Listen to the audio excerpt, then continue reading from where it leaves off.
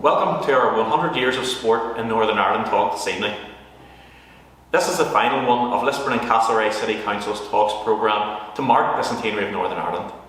As chairman of the Northern Ireland Centenary Working Group, I am delighted to welcome Stephen Watson from BBC Northern Ireland, who will host the evening.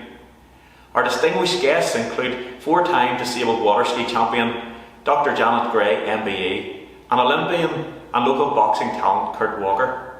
They will be joined by historians Dónal McAnallen and Dawson Simpson, who will speak about the history of the GAA and Lisburn Distillery Football Club. So sit back, relax and enjoy the evening, and thank you very much for joining with us. Good evening, ladies and gentlemen. Thank you very much for joining us this evening. My name's Stephen Watson. I'm from BBC Sports Department, fresh off Newsline about 5 minutes ago. So I'm delighted to welcome you all for our evening tonight and our chat with four fantastic guests this evening. And in no particular order, I would like to introduce them to you. First of all, Janet Gray, who's a former World Disabled Water Ski Champion. She is, of course, a Freeman of the Lisburn Borough as well. So we're delighted to have you with us tonight, Janet. Kurt Walker, thanks, Janet. Kurt Walker, what a fantastic boxing prospect. Commonwealth Games champion, an Olympian, just missed out on a medal, of course, earlier this year. And he has just turned professional. And we've also got two of the country's top sports historians. We have got Dónal McAnallen. Dónal, great to have you with us this evening. Is expert in the field of GAA. And also we have got Dawson Simpson. And Dawson is an historian who was the author of The Whites and the history of Lisburn Distillery Football Club. So thank you very much and welcome to you all. Janet, I would love to start with you. I am sure you're very proud, not just of your world title, but being a Freeman of this borough as well. Indeed, Stephen. You know, it's the highest honour that the council can bestow, and it was, my goodness, it was just amazing. I think you were maybe there that day. It was just tremendous. It is a really great honour and a very much, a great privilege for me. And how do you reflect on your success on skis? Oh, Stephen. Well, I suppose it all happened. I learned to ski after sight loss, and I'd always been a water baby because I'd been a life-saving teacher and swimming instructor prior to losing my sight. So, of course, water was my element. I was very happy, and lost my sight, married this fella, Paul Gray, and then Paul was a water skier, and when he went back into his sport, I went to the lake with him one day, and then he said to me, "Do you want to have a go?" And that's sort of how it all started, and it progressed from there. And we joined the local club, and I learned to ski. And then they said, "What about competition?" And it was the start of it. 97 was my first international. And I qualified for the European, African, Middle East Championships in Denmark. And that was very exciting. I was only doing two of the events at that time, slalom and tricks, because it really only was very much a beginner. I hadn't learned to jump, and the hubby had sort of said, "There's no way you're going to jump." Yeah, well, I had news for him. But that was the start of it. Some great success and brought some great pride to Northern Ireland as well as a world champion. Thank you. And I know, Kurt, you have got great aspirations of obviously being a world boxing champion. Reflect first of all, if you will, on your experience at the Olympics earlier this year. Yeah, it was brilliant for me. I've been training my whole life to be an Olympian, and it very nearly didn't happen because of the pandemic. But I was just glad to get that goal behind me and look forward to the future. Yeah, and obviously you've got a very exciting future ahead, and we all hope. You've just turned professional. How excited is that for you? Yes, brilliant. No, it's a new buzz for me. It's like starting a new career. I'm in London now training, so I'm getting into the swing of things, learning the trade. I just can't wait to get going. I really can't. Yeah, in London at the moment, but obviously your roots in Lisburn. Tell us a little bit just about what club you were with and the training you did back home here in Northern Ireland. Yeah, well, I've lived in Lisburn my whole life. Started boxing 10 years old down the Lisburn Boxing Club. Won various Irish titles, and then I moved over to Canal once it started there. So I've been in Lisburn my whole life. I've trained there my whole life. So yeah. Yeah, let's hope there's a world champion coming back to Lisburn very, very soon. I know everybody in the sport's got big hopes for you. Dónal, good evening to you. I know obviously that you've written a book, co-authored a book about Gaelic games in Lisburn. But first of all, I have to ask you about your own success on the pitch recently. Just tell us and everyone just a little bit about what you achieved. Never thought this would warrant even a footnote now, Stephen, to be honest. The only real medal I won probably. There's such a thing in Gaelic football as the All Ireland Masters Championship. So it's basically over 40s. So some counties enter it and some don't. Antrim enters it, but don't do very well thus far. But it just so happened that Tyrone won it this year, and I was involved. And they were generous enough to give me a few minutes on the pitch, and we beat Dublin in the final there a couple of weeks ago. So. Oh, we love to hear that. We love to hear Dublin getting beaten at any time. And obviously there's a great Gaelic games pedigree within your own family, isn't there? Yeah, my brother Cormac was the captain of the Tyrone minor and under 21 teams that won All Ireland titles, and then was full back in the team, the first Tyrone team that won the All Ireland senior in 2003. So he had just been made captain then when he died. And there is, I suppose, there's a family connection with Lisburn as well. In the whole, the family's been involved in a lot of campaigns through the Cormac Trust for provision of defibrillators and screening. So with the work, I mean, of course, Frank Pantridge being the man who invented the defibrillator and is remembered as such, and indeed the biography of him just came out there recently. So that's something that we're very, it's a man we have great admiration for. Yeah. And what about the history of Gaelic games in Lisburn? It must have taken quite a while for the sport to take on and take off in the borough, I'm sure. Well, this is the thing. This talk's supposed to be the last 100 years, but actually the really interesting stuff is before that, because believe it or not, there's a really, really fascinating history for about 3 or 4 years in the 1880s and 90s. I mean, this was hidden, this was lost, and it wasn't really documented very much. But the first GA club outside of Belfast and Antrim was in Lisburn Red Hand of Ulster in 1888. They won the first Antrim hurling championship in 1889, which had been completely lost. Wow. It's the second Ulster football final, normally held in Clones and sometimes in Casement Park, but the second in latter years, of course. But the second one was actually held in Blaris. It was held in Priestley in Blaris in 1890 between Tyrone and Armagh. I reckon the reason for that was because it was close to the railway line, and maybe they didn't have any other neutral place that they could find a field near that. And there's actually a gravestone in the Catholic cemetery in Lisburn to a man called Richard McCormick, who played hurling for this club and died at the age of 18 in 1881. And I'm not aware of any other memorial anywhere in Ireland to a player from a gravestone from the 19th century. And that club then folded, like a lot of clubs did in the 1880s. But then it came back in 1904 as William Peeling's hurling club. But there was a lot of controversy with them playing on Sundays then, and a lot of opposition. And there were actually some riots in the town. And they said, okay, we'll not play on Sundays anymore. But then that was it. There was no more GA in Lisburn until 1965. And then the St. Patrick's Club was formed. And it struggled for a long time. It has struggled to get a pitch. It struggled for recognition. But it is now 56 years in existence, and they're not winning big titles, but they're still there, and they're competing, and they have a presence. Yeah, fascinating story. I don't think anyone would have realised that at all. Dawson, good evening to you as well. What about the history of football in Lisburn? Well, first of all, I'm not too good at that, to be honest. The club's only been here since 1980. But I do happen to know, obviously, the Distillery started off in West Belfast, the Grosvenor Road. Around about 1880 was the actual football club. It had started off as a year before as a cricket club.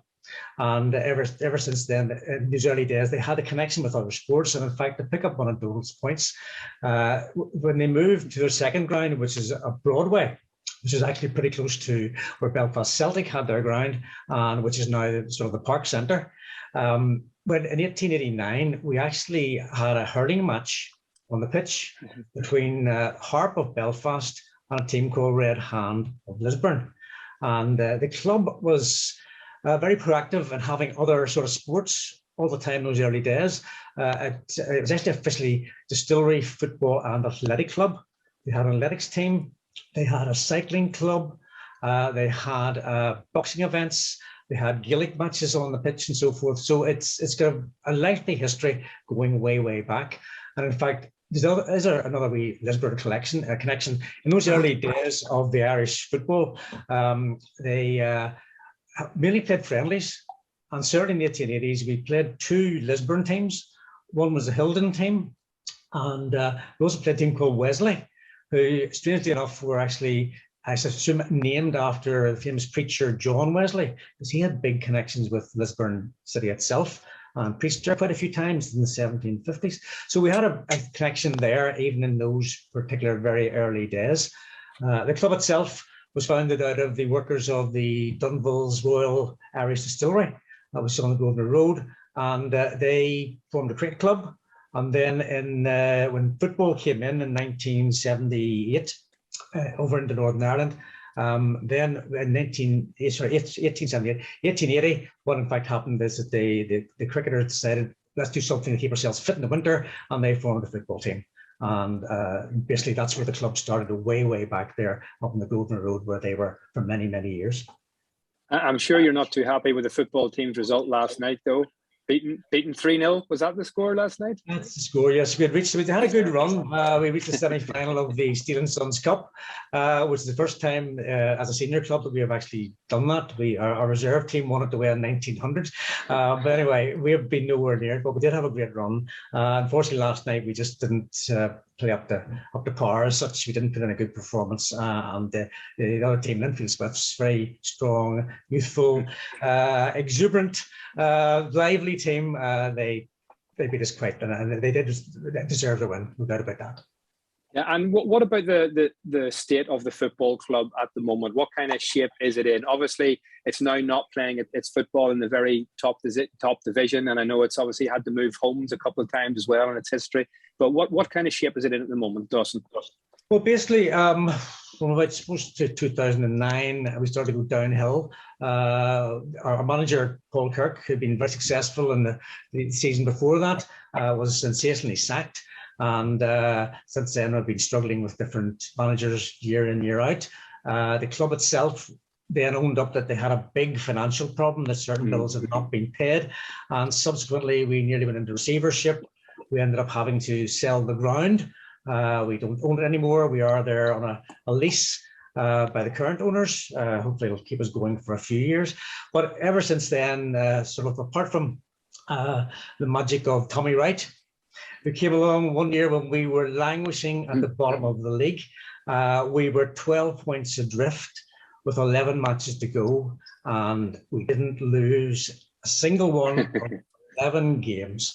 Believe you me, every match could have, if it was defeat, we were gone. And to sit there and win all those games in a row and watch that team absolutely on a superb moment. One was never really documented simply because there's no trophy for doing that, but we actually escaped relegation by, say, going unbeaten the last 11 games of the season. Absolutely sensational. And the following year, he topped it up and he went and won us the Gold Cup. Sorry, not the Gold Cup, the League Cup. And that was one of the rare trophies. We seem to have been, from the very early days of the club, in the first 30 or 40 years, we were averaging a trophy a season. Now we're averaging a trophy in a decade, I'm afraid to say. Yeah, unfortunately, but yes, I was at the last success. It's a great football club with some great history, and let's see. Hopefully now it can raise back up the ranks. I'm not going to ask all the questions tonight. Hopefully, anyone in our audience this evening, if you've got questions, just use the little box on our Zoom call tonight. Fire your questions in, and I can put those to our panelists this evening. Janet, obviously, yes, sorry. I have a question for you. Okay. I'm very disappointed you don't have your famous plants behind you.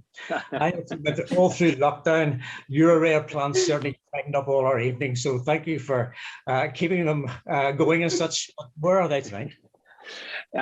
Dawson, I presented Newsline, which is next door in the conservatory. So I wanted to set up in the office tonight to conduct this evening because I couldn't set them both up at the same time. And before you ask, yes, 90% of the flowers are real because everybody asked me that.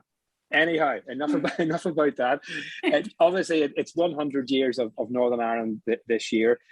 Janet, disabled sport over the last 10 years, I suppose, in particular, has really started to gain some profile.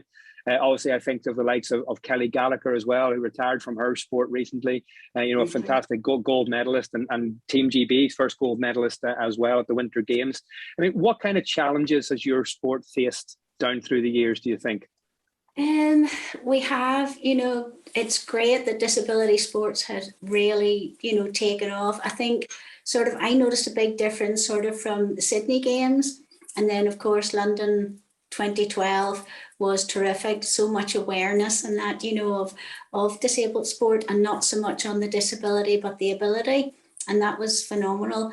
I'm one of the founder members, former chair and director, I'm now president, actually currently president of Disability Sports Northern Ireland. And, it's just amazing to see how far we have come as a small, as a charity, and the amount of programs that we provide now for disabled people all over the province. And I have to pinch myself sometimes, just how far we've come. It's amazing. And in my own sport, it's still, I would have run a lot of courses out at the lake at Board Mills, over the years, and you get different disabled groups coming, but cold water, and especially if it's sort of a cooler day, people I'll go and I'll try it, but they come out freezing maybe, and it's not for me. So it is hard to get people in Northern Ireland into it. But I suppose worldwide, I skied then with Team GB, and we had a really good pool, a really good squad. And whenever I was chair of British Disabled Water Ski Association, then I did a lot of work right around the UK, and that working with all the different regions. And I actually introduced novice sections into, and in conjunction really with nationals and other tournaments, just to get disabled people in at a fun level. And that really worked. It brought people in. They were funny. You got sort of points for silly tricks and different things, but that really worked, and it helped make it first and foremost fun. And then that grew as people got hooked and improved. Then you encourage them then into more the competitive side. But worldwide, I had a lot of competition. And what do you think needs to still be done for the sport to try and help it even more as we head into the next 100 years? Well, they all talk about climate change, but we could do with a bit more heating the lake up. But no, on a serious note, it's hard. It's hard to get people out there and on the water, but sometimes once you do, they really take to it. But it's one of those things. You find that sport, sometimes a particular sport will wax and wane. I think what happened to us in water skiing was we're not an Olympic sport. World Championships is our highest level.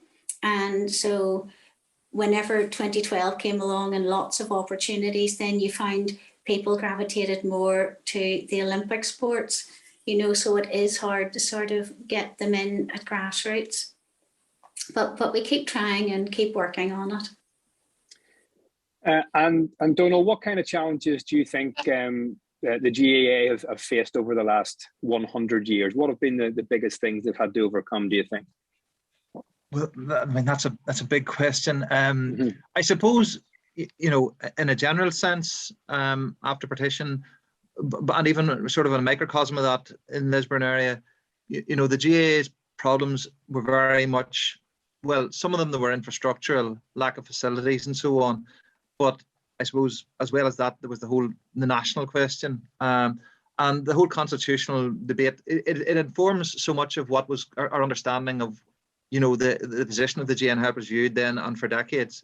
I suppose the relevance of that is, after partition, with the sort of the disillusionment. I mean, the GAA, it's not deniable that it was mainly a nationalist membership, and after partition there was sort of a lot of disillusionment and migration and so on, and there was a feeling north of the border among Northern nationalists that the GAA was the organisation that kept them in step with what was going on south of the border. This was their main contact with sport south of the border, those who were members.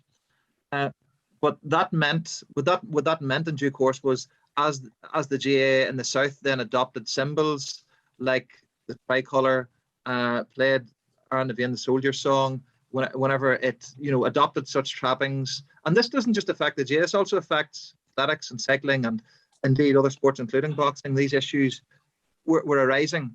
But whenever the GAA became particularly associated with those, this then in turn tended to create more. And of course, the big issue also, as I've said, in a lot of areas, was the playing of games on Sundays. And it's probably fair to say that the GAA didn't always take due consideration of the strength of feeling over that. And these issues did become, remain points of contention for a moment between members and non-members for decades until quite recent times.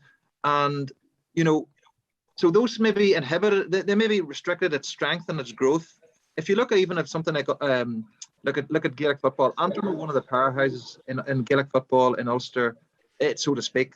They reached 2 All-Ireland finals in 1911 and 1912. They won 5 Ulster championships in a row between 1908 and 1913. One of those years it wasn't held, but they didn't win another one again until 1946.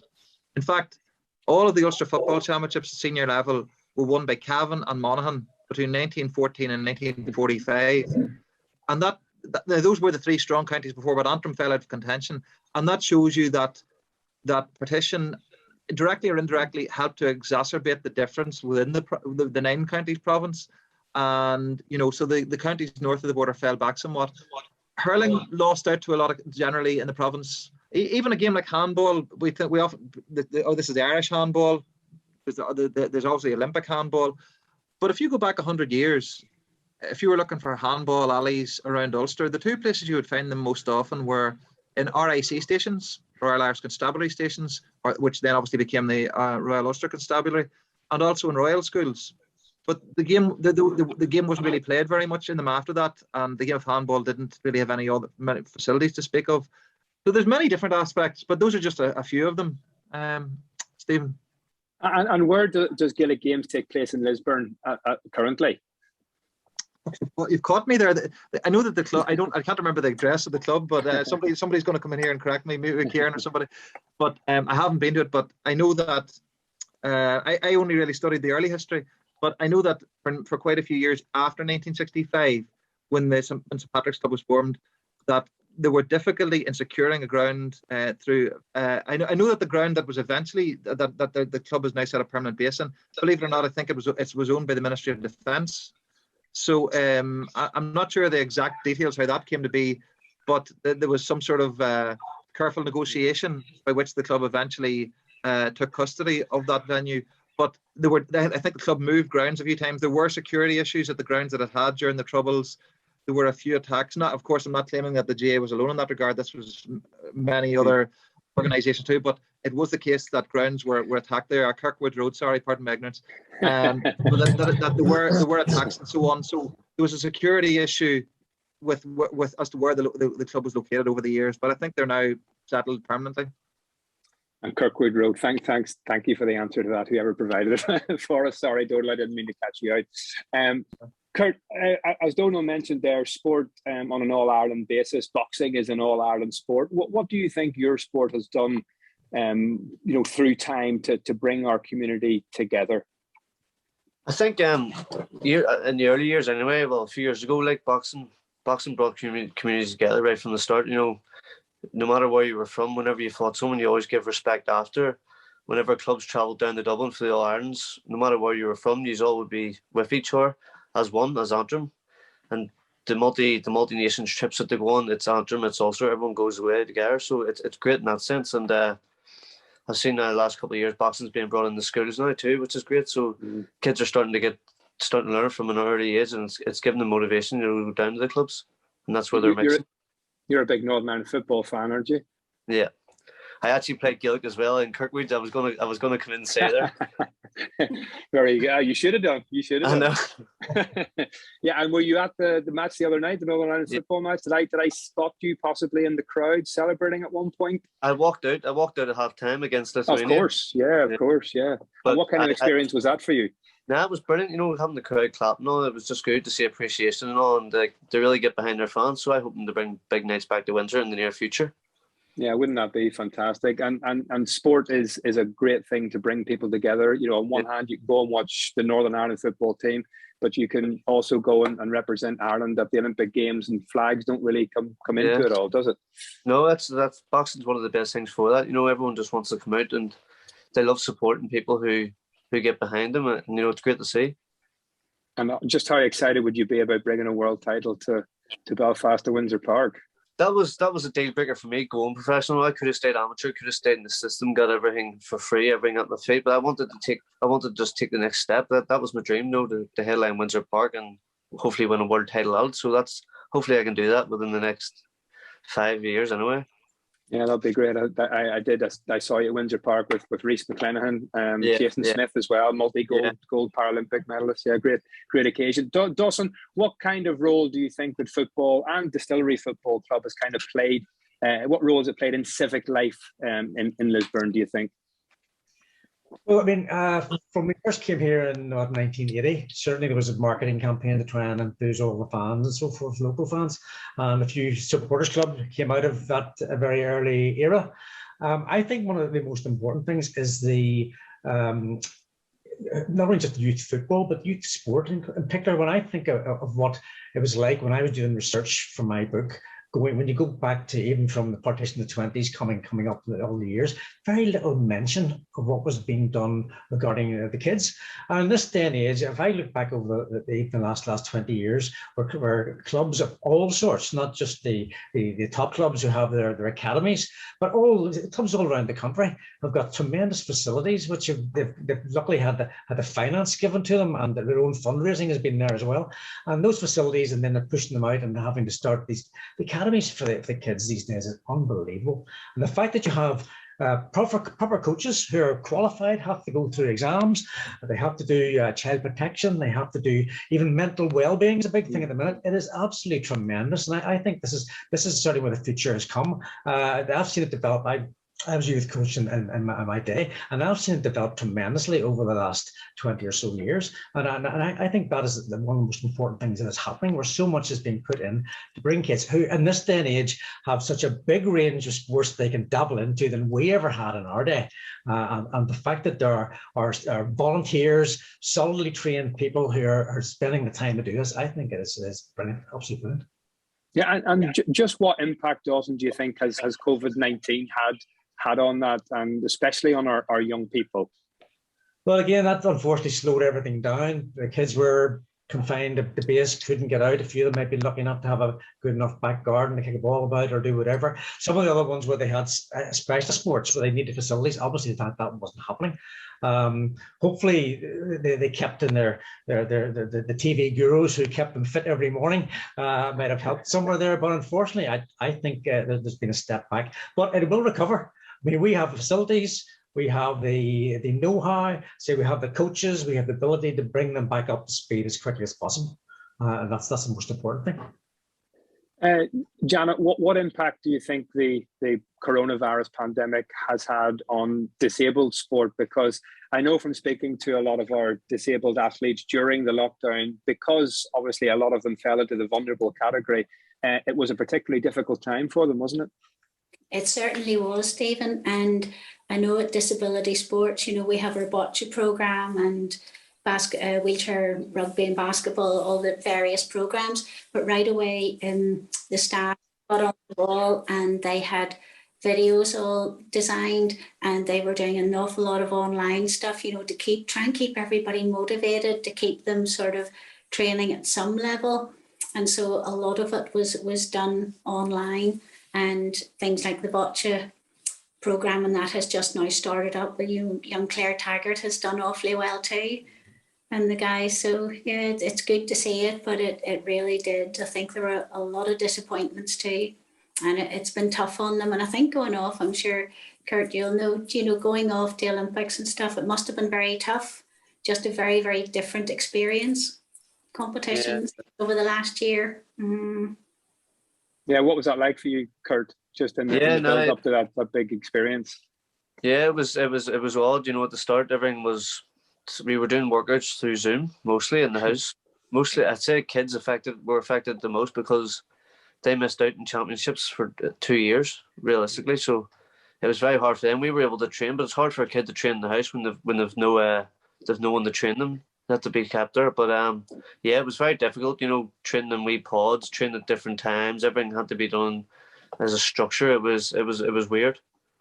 What kind of impact do you think that had on ultimately your performance then at the Olympic Games? Obviously, it was probably the same for a lot of the boxers going to the Games, but those are tough conditions to try and prepare in, aren't they? Yeah, but like Europe suffered massively. Asia, whenever coming up to the Olympics, like the Asians were fighting. They were just fighting anyway every month, getting tournaments in. Americans weren't doing nothing. The Europeans weren't doing nothing. So it was very hard for us. But but I think everyone went in the best possible shape you can go in, given the circumstances. And is the health of your sport, do you think, with young people coming into it, is it healthy at the moment, do you think? Brilliant. It's brilliant now that things are starting to get kicked off again. Boxing is massive in this country, and it's good to see them. I think they only started back there maybe a few months ago actually fighting, so it was great to see. And now hopefully the tournaments keep going. It's mad because 2 years out of boxing is massive for your development, and just it's crazy how they've missed out on so much. Yeah, absolutely. And obviously, Dónal, I'm sure the same in Gaelic games impact right across the sport, because if there's any sport that is embedded in the community, it is certainly Gaelic games, isn't it? Well, I wouldn't claim exclusivity on it, but definitely a lot of people would, champion that aspect of it. Yeah, there was a lot of missed opportunity last year. Ways have been found around that. One of the big impacts of the last couple of years now is, I suppose, just how it's affected the running of the season, and things have been trialled that weren't going to be trialled otherwise, and the truncation of inter-county championships maybe, and allowing maybe more club games to take place. One of the consequences of that, again, maybe in the longer term, I mean, we don't know where all this is leading to in the end up, but is the number of big stadia that the GAA has all around Ireland. A lot of them are not being used very much, and if this will probably cause. I mean, it caused for any organisation, sporting organisation, the issues of the last couple of years, are difficult in terms of staffing and funding and all of those issues. When you consider the lack of big crowds and all, the GAA has a lot of grounds, but of course, then knock-on effect. Even you look at something like Casement Park. Of course, I talked about the second Ulster final taking place in Blaris. It could have happened that if the Maze Long Cash project had gone ahead, all of these finals might have been within the borough council area. But the Casement Park project is delayed further again because of this. And then, a lot more people may be asking questions about, what scale or size or how it's something that's going to take a place, how it's going to actually come together. So there's a lot of unforeseen things and things maybe we don't know the full extent of what's, how long this is going to last and how that's going to affect things directly and indirectly. And I suppose what I was getting at as well, over the last century, Gaelic games has played a vital role in civic life, obviously in Lisburn, but right across Ireland, north and south. It has. I mean, there are approximately 370 clubs fielding adult teams in men's Gaelic football or hurling or camogie or women's football. And they are spread out, as opposed to the big clubs and some of the other sports or the professional clubs.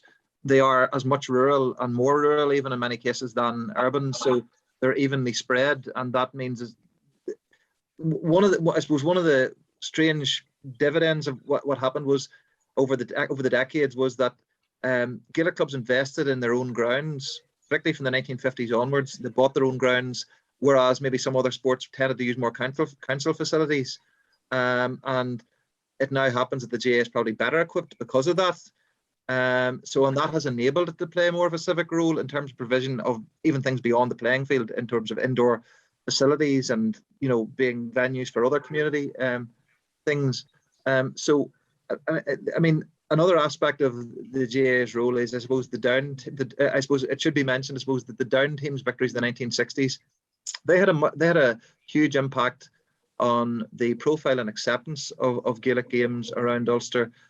But even in parts such as Lisburn, it's no coincidence that so many clubs were formed in the 1960s after Down's breakthrough victories. There'd been no Ulster titles the north of the border before 1960. Then Down won it in 1960 and 61 again, and that changed the dynamic greatly.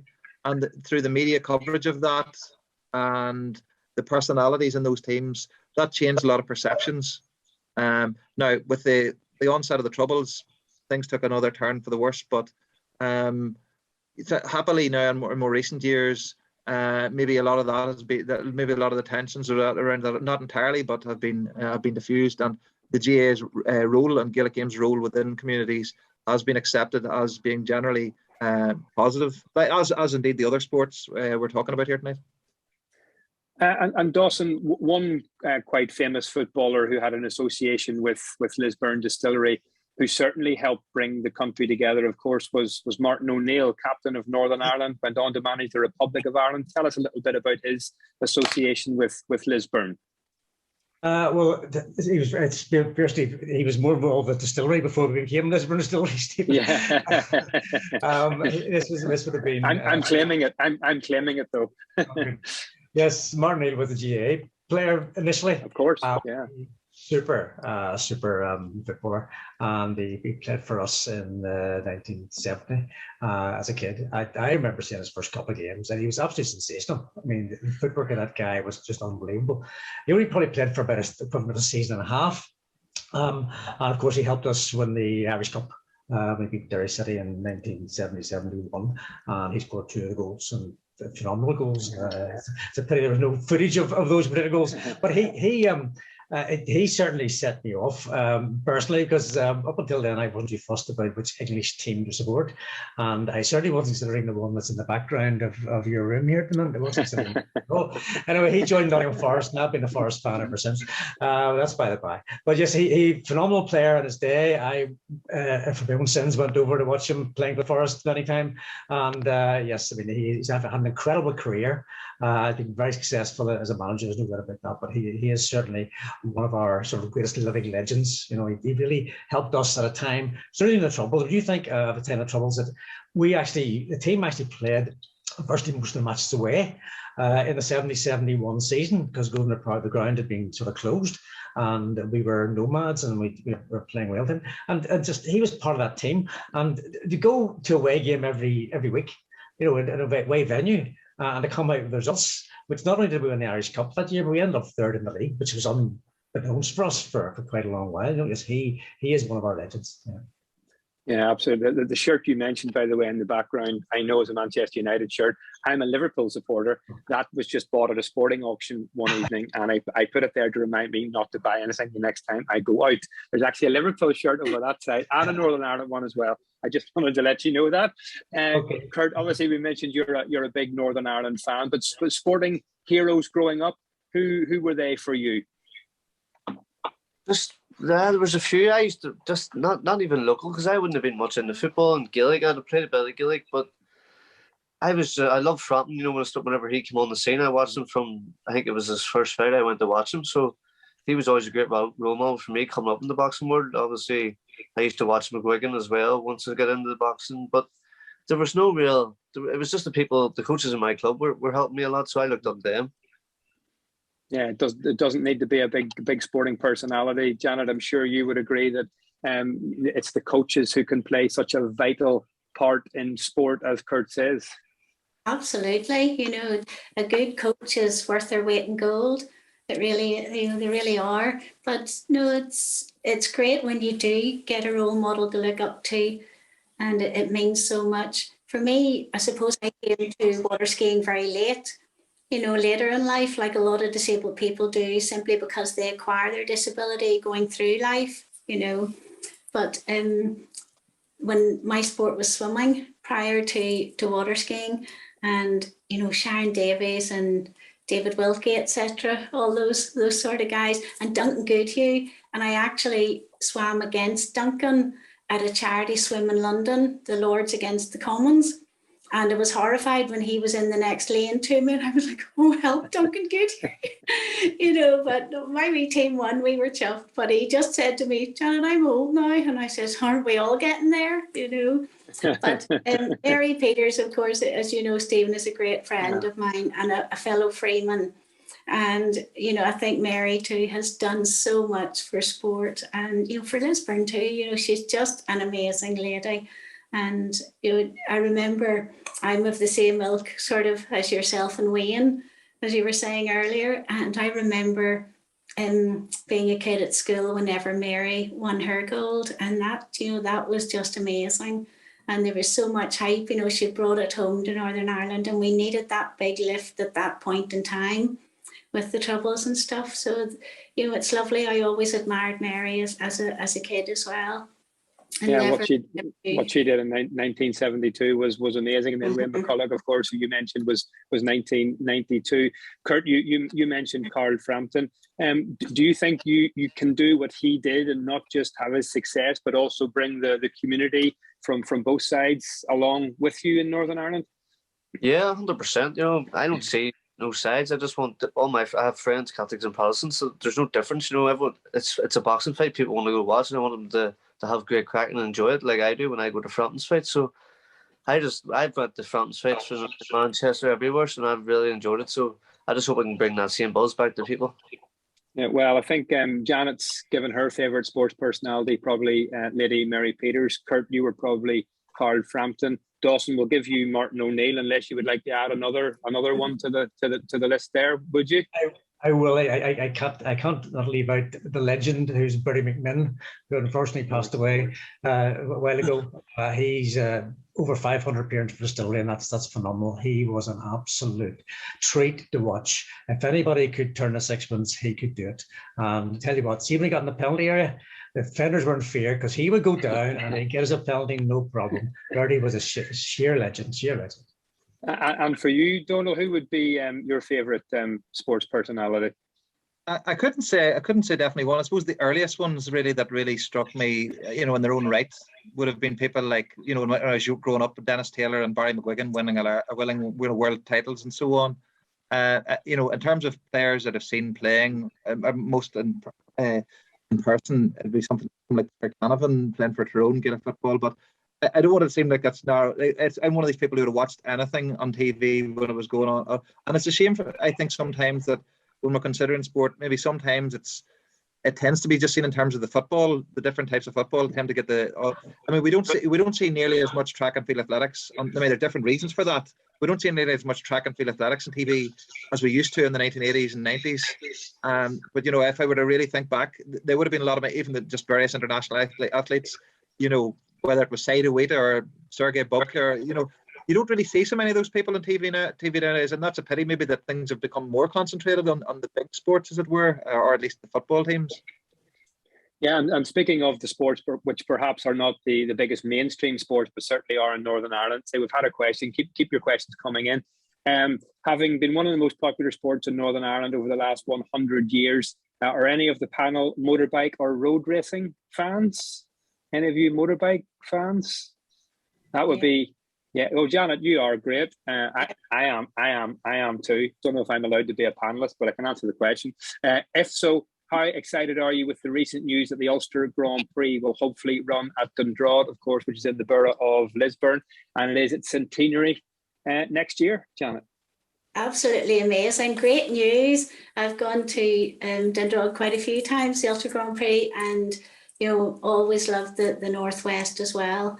And that I have such, I just hold the guys in awe because they actually took me around on the back of the bike around the Northwest course a couple of years ago, and it was just the most amazing experience. So, just those guys are just absolutely super. It's a super sport. The hubby used to have a wee bike, and I used to go out in the back of it with him, but it's so good to see it come back to Lisburn again. The fear, I think, was that we mightn't have another Ulster Grand Prix, so it's really great news. Can I just come in there, Stephen? Yeah, Tony, of course.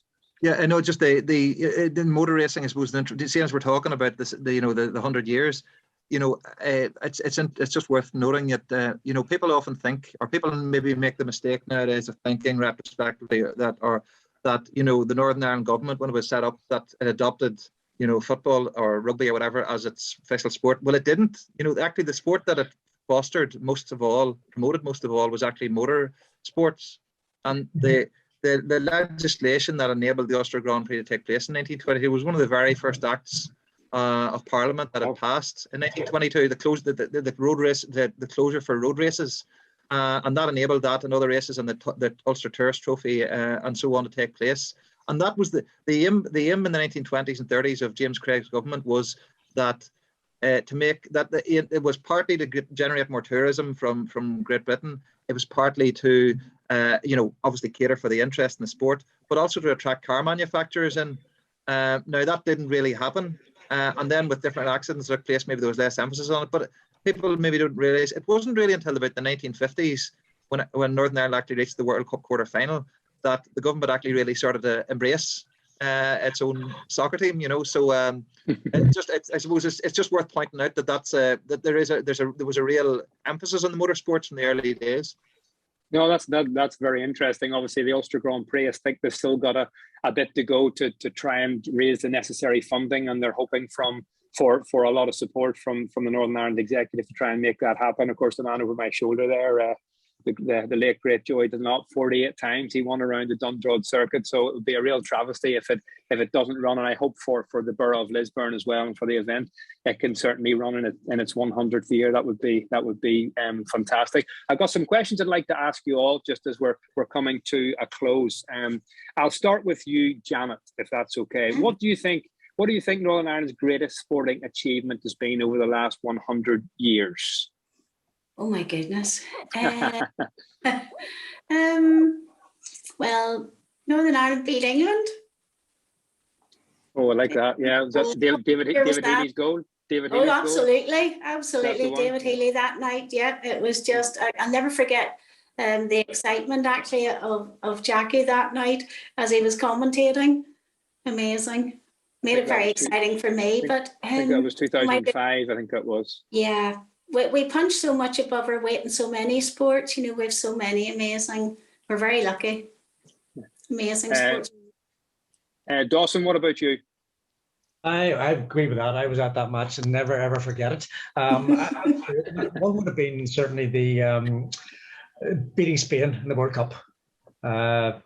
That was an incredible night. It was one of those nights where you don't remember much after the morning after, if you know what I mean. But that was incredible. But I have to say that the recent, I have been involved in youth football myself, and not having had boys teams in the past, and then up until more recent years when I was involved with Ballymon's youth, we had like mixed teams. To see the success of the women's international football team in the last year, the quality is unbelievable. It is really superb. That's one of the best achievements, I think. Yeah. Yeah, and certainly getting the coverage they deserve now as well. Games live on TV. They've qualified for the European Championship finals for the first time ever next summer, which is a wonderful achievement for them and their manager, Kenny Shields. Kurt, what about you? What would do you think the greatest achievement in Northern Ireland has been, sporting achievement? Well, from being there, personal experience, I would say for me, when they qualified for the Euros in 2016, that was insane. The streets, you could not move for hours after. I think I was out till like 1 o'clock and everywhere was closed and the streets were still packed as if the match hadn't even started yet. For me, that was the best. That was a great night. Yeah, great. Yeah, Michael O'Neill at the helm, of course. Yeah. And don't know what about you? I would find it hard to pick out individuals, but I think between the achievements of those Northern Ireland teams, the golfers, the boxers, and the motorcyclists, those maybe stand out as sports where there has been a lot of more punching above the weight, if pardon the pun.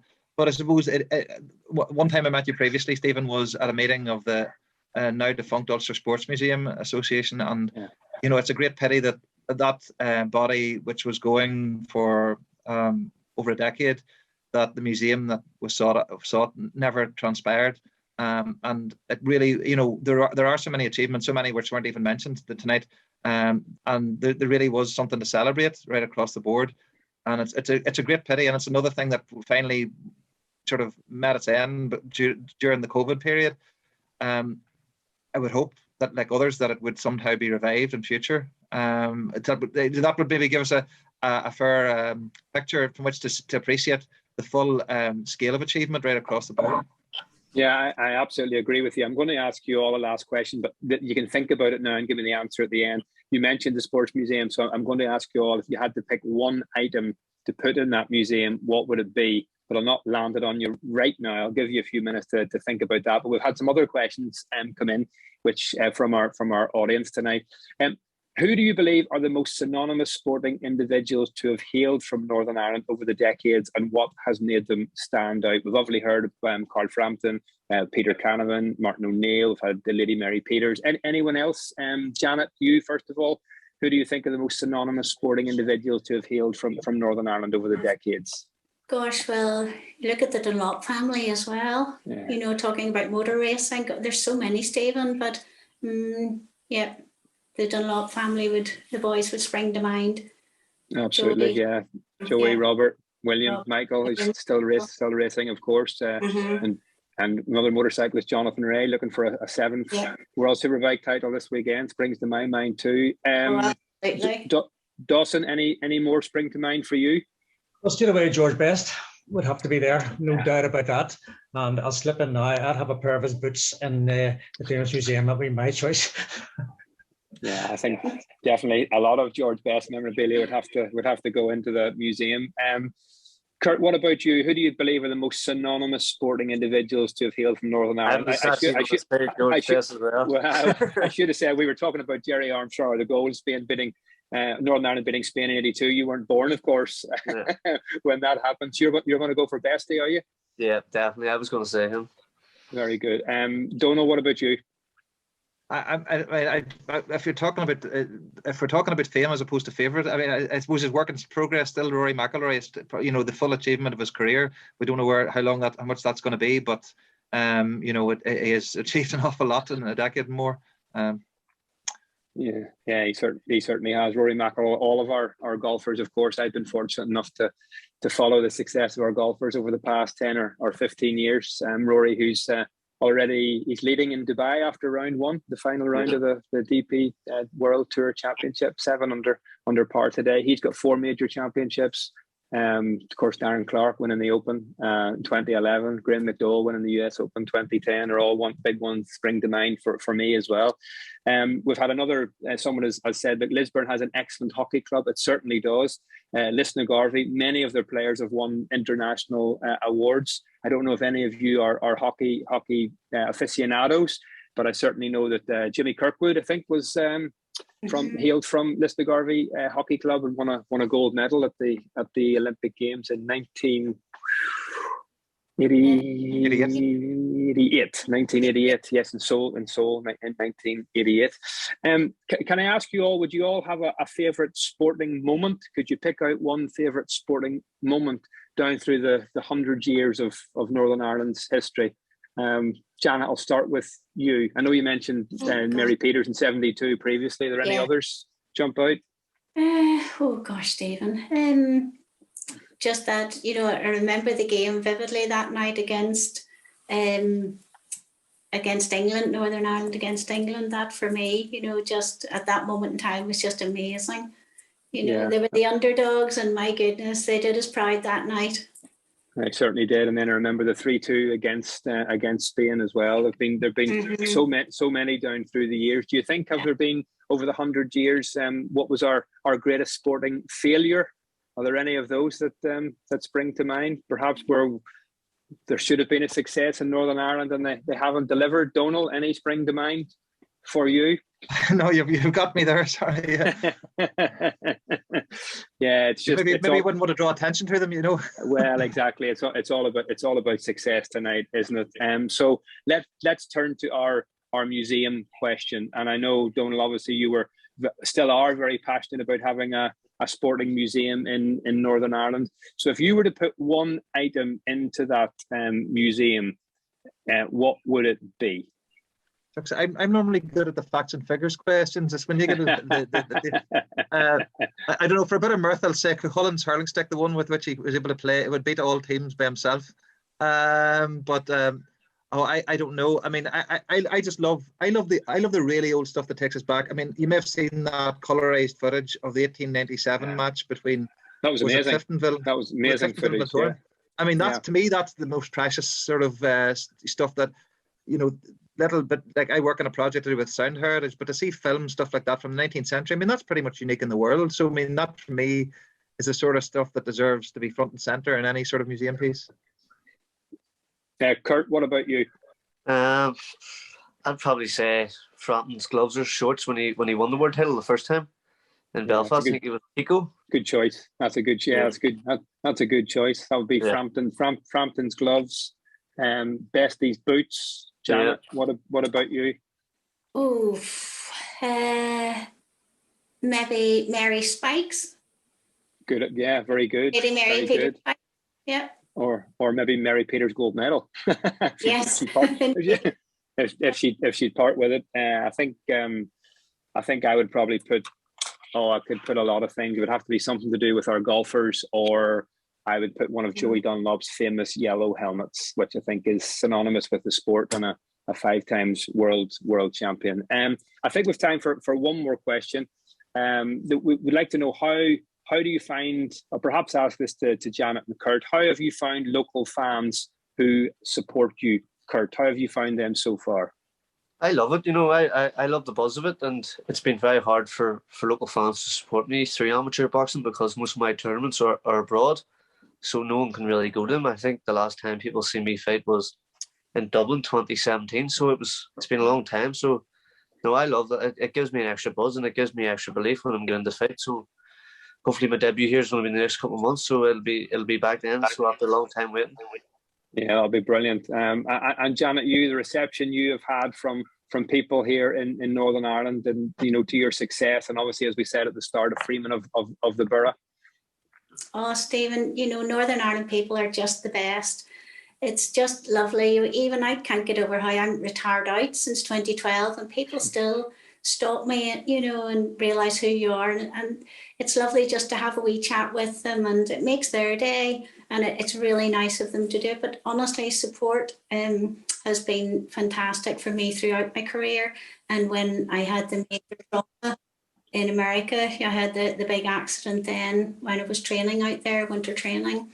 And, just the support and the letters and cards and everything that flooded in, and the prayers that went up from all the different churches, not only in Northern Ireland, but over the world. It was overwhelming. Northern Ireland people, absolutely super, really are. And I think we get behind, no matter who it is from Northern Ireland, because we're from just our wee small province, we want them to do well, and we all get behind them. And it's lovely. Sport is a great uniter. It brings everyone together.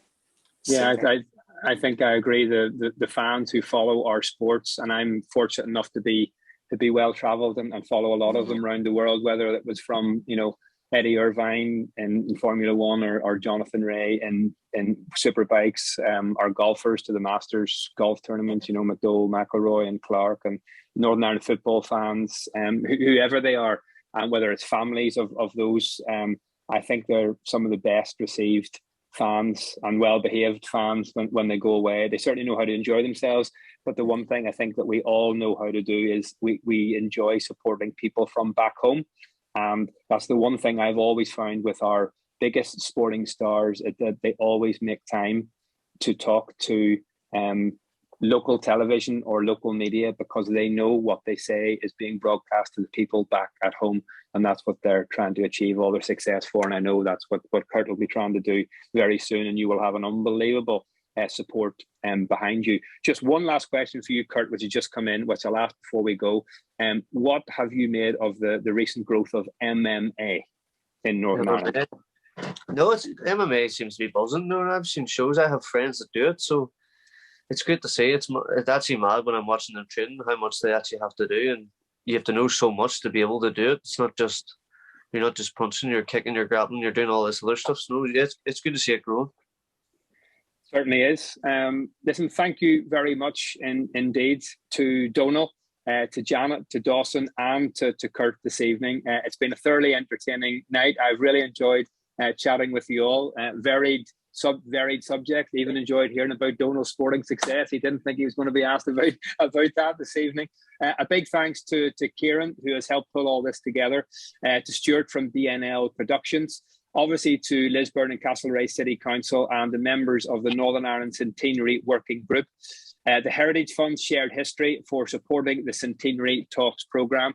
It's been a pleasure tonight, 100 years old, and let's hope we have another 100 years of sporting success to look forward to. So from me and all of our panellists, thanks very much for joining us, and I look forward to seeing you all again very soon. Thanks a million. Give them all a